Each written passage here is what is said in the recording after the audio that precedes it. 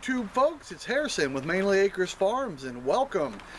Today we got a kind of rainy day going on, so I figured it'd be a perfect day to do some truck repair. So if you guys own one of these, Ford truck or Ford SUV, and it won't come out of four-wheel drive, then stay tuned because I have a fix for you. Alrighty, so I want to give a special shout out to two people that helped me out with this project, and that was Seth Raven. He owns a garage in Morrill, Maine in this local area. So if you guys have any auto repairs and you want a good honest mechanic working on your vehicle, check out Seth Raven. Also, I want to give a special thank you to our next door neighbor and friend Roger for coming up this morning and making sure that I was doing things right. I'm not the best mechanic, but here, when you're living out on a homestead or a farm, you have to wear many hats, and I figured, get under there and get dirty and figure out how to fix it myself. And I'm so thankful he came up to give me some little tips, putting it in neutral when we go to shift it over and making sure that that thing didn't roll on me while I was under there. So thank you to those two guys. So let's dive in and see what's going on. Alrighty, so here recently we used our truck to pull out an old collapsed greenhouse frame that we had on the back of the property so that I could dismantle it here and salvage some pieces to make a chicken tractor. And I'll show you guys that here in a minute. But anyway, I ended up accidentally putting the truck in four-wheel drive, or I hit the switch or did something, but long story short, the truck was in four-wheel low and would not come out of it for anything. I tried, the quick fixes of, disconnecting the battery, making sure it was in neutral, had the brake fully pressed down when I was trying to switch it out of four-wheel low into high and then into two.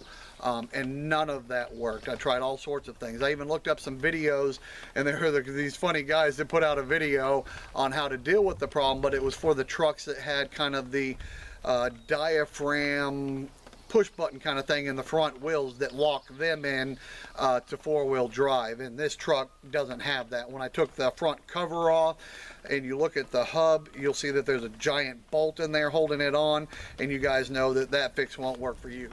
Alrighty, so this here was the culprit and the whole reason why my truck was stuck in four-wheel low and wouldn't come out.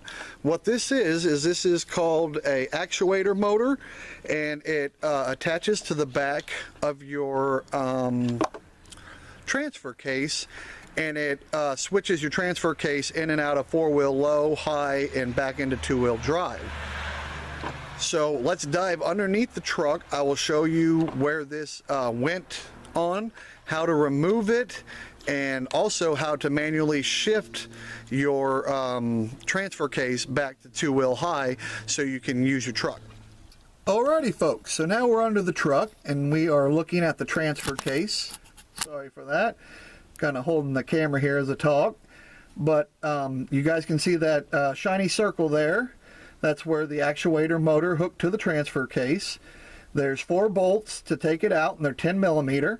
You go ahead and loosen those 4 bolts out. You can see the first 3 there around that circle. The other one is on the lower right hand side directly to the transfer case itself. So those are 10mm. You back those out and you pull the actuator back and towards the back of the vehicle, and it comes right off. And what's good to do at that point is still leave it connected to the wiring harness, which is right here. Go ahead and leave that connected and have somebody operate the four-wheel drive low, high, two-wheel drive switch on the inside and see if the motor's spinning. If it's not moving and not doing anything when they're operating that, then bingo, that's your problem. The actuator is gone, and you'll need to manually shift it and you'll be good to go. So that was exactly what was wrong with ours. The actuator motor was not engaging the key in the middle here, and it was stuck in four-wheel low. And if you guys can see, there's writing around that circle there, and how I knew it was stuck in four-wheel low is because the triangle tip on that key was pointing directly at 4 low.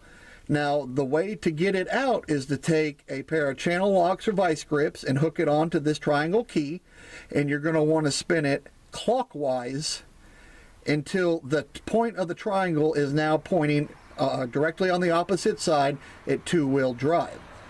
And now when you manually shift this, you want to make sure your transmission is in neutral. That's really important. So put it in neutral, put the e-brake on, chuck up your tires so that way it doesn't roll on you.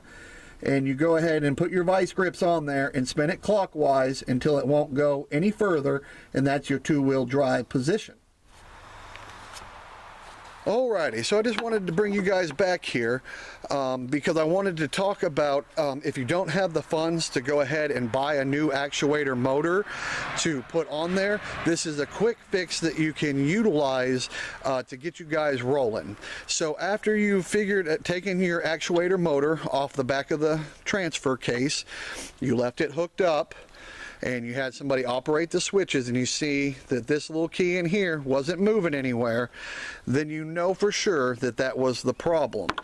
Now, like I said, now that you've put your transmission in neutral and manually shifted your transfer case back to two-wheel high, it will stay there as long as you leave this off and whatnot. You can run your vehicle with this off, but it is very important to make sure to cover the back of the transfer case where this attached to. And a quick little fix for that is to take a coffee can. This is on a smaller size coffee can.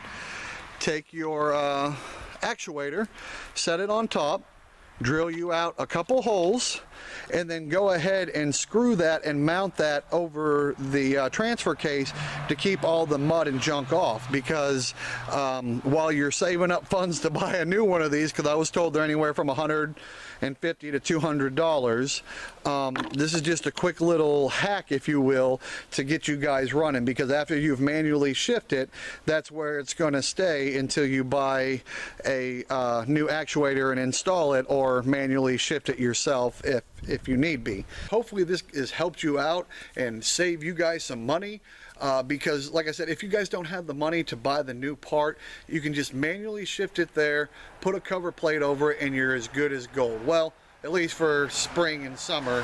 When winter comes, then that's a whole nother problem.